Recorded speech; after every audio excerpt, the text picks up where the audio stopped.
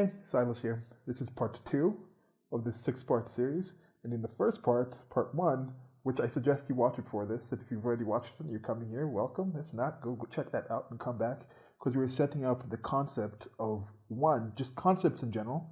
We agreed that if you agree on a concept of a single thing, and then there's a concept of adding those two things together, and that constructs the concept of two. This is just a general thing, and I'm trying to understand certain things, because I think problems occur due to how we define X rather than what X is. So there's a certain thing I have in mind that you might soon be able to figure out what I'm kind of talking about here, that is convoluted or complicated to some people, which leads to a lot of confusion, and I'm trying to break that down into a more understandable way to see if we can figure that thing out.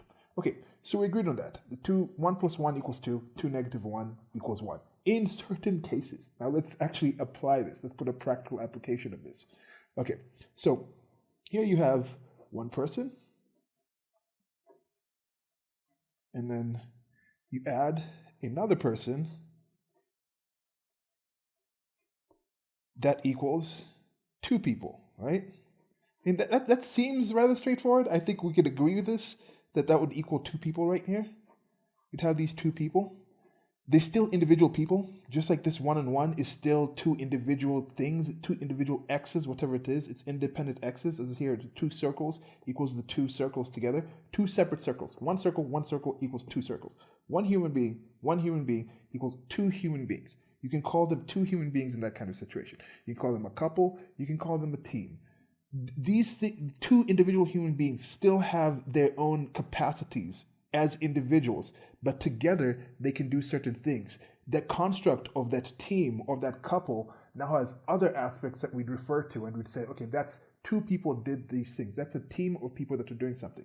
These two individuals can enter contracts together because they can decide, and they can say, okay, I will do this for you, you will do this for me, and we will try to accomplish this thing together. That is essentially what civilization is. That essentially is what society is. It's just people coming to and agreeing that we have certain concepts, we have certain things, certain forms that we're looking to get to, and by constructing certain forms or ways that we're going to cooperate together, we're going to be able to actually achieve these things. And part of that is defining things, defining those X's, coming to an agreement and saying, when we say, oh, I'm going to wake up in the morning and go and fetch some water, there's an understanding that what water is, what the morning is. So someone's like, okay, if I need water in the morning, this person already said they're going to do it. So if I need water at noon in the afternoon, I'm not going to worry about water because this person has told me they're going to go down and get the water. So you'll just keep doing your other things. And then if it comes to noon and there's no water, you'll say, okay, why didn't you come? Oh, I meant the morning in Australia, but the person is actually living here in Nairobi, Kenya. That would be kind of off. You kind of just have the general agreement that you're in the same kind of location. Okay. So now you can also have a situation where if you take away from this unit right here, you take away one person. That returns now to just one individual. You're left with one individual. Now this can happen. You can have a breakup if it's a partnership, if it's a marriage or something like that. You can have a death, somebody dies, or they don't have the water and they starve to death, or they go get the water and some crocodile or something eats them. I don't know where we're talking. This is Australia, I guess. No, we're not in Australia, we're in Kenya. So yeah, Kenya, there's crocodiles and things like that. So depending on where you're going, you can do that. But now it's back to being a single person. Now there's certain things that you'd say, okay, if these two people do something together, they profit together off those two things. If one of those persons is taken out of the equation, this person can still profit from what was done with that other person, right? I mean, I think that's a general concept that we agree on. Like, okay, if we did something as a team, every single person on the team profited or took losses. If you had a competition where these two people were trying to achieve something, and then they lost a bid on a building or something, on a house, they would both have lost that bid. Even if it was this one individual bidding in behalf of both of them, they would both be losers, even if you took them out of the equation. But if both of them bidded on that house and won it, they would both be winners, even if this person never actually was there to bid. But they're saying, I'm bidding on behalf of this person. So I think in this general area, I think we're now trying to show the concept of when two separate individuals with separate capacities, separate abilities, can come together to form an, a unit. Now, is this a unit? Would you say this is one couple, but that one couple is made up of two people? You see in this situation, two peeps makes up one couple because these two things came together. So now in this situation, there could be a situation where you say maybe 1 plus 1 equals 1. Would you say it's 1 here? It's a 1x. It's a one new thing. But it's still, if the x you're defining here is people, then it's two people. It's still 2x here. But if the x now becomes a couple, then that is one couple.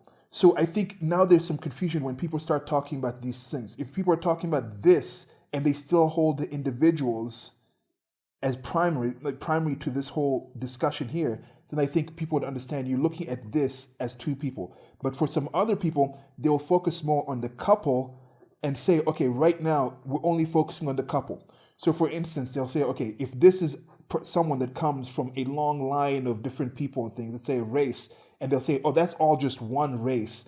So anything that this race might have done back here, even if that person is no longer, these two individuals are no longer part of what that race did back there, they will hold it as a similar concept to here, where you can say, okay, if these two people came together and they were doing something as a team, even if you took away one of them, this person would still have the profits and the negatives of this shared action. So for some people, they'll hold that all the way and say, okay, all the way down the line, we're still going to hold these two individuals as part of this one X, this one race. Yet for some people, they'll say, okay, no, we're just looking at different individuals down the line. So it's addition, addition, addition. So these are still two individuals. These are still two people. And we're not going to define that the X we're focusing on here is people. So we're going to hold that what were the decision-making processes of these people, and we're going to hold them responsible for that. Because once this person is out, you can't continue, I think, in the future and say, okay, if this person would have done this, let's say this person now is out, they decide to take a divorce, and they go out and they do other things. Just because this person was at some time in this unit, this one team with this person, doesn't mean if this person continues to do other things, we're going to hold this person responsible for what the actions that this person now makes once they've actually been removed from this relationship. If this person dies and this person continues to do other things, you don't go back and say, oh, we're blaming this person for the actions this person did. In most cases, you wouldn't. So that might have been more convoluted than complicated, but that's the second part of this. And there'll be at least 4 more parts of this. And the way this is looking, this is going to be kind of I've had a rough idea that I'm trying to get here. Then I'll probably condense them all together into something that's more streamlined once I get my mind right on some of these things. But so far, we understood part 1, the concept of those, and now we're like, okay, when you're talking about people, it becomes a little more complicated when you're talking about animate beings versus inanimate objects. Things that can act on themselves versus things that need to be acted on by other things. Things that are entirely out there in thoughts and concept versus things that are constructed of thoughts and concepts that have their own thoughts and concepts that they're dealing with. So that's just where we're at right now. Next part will be coming.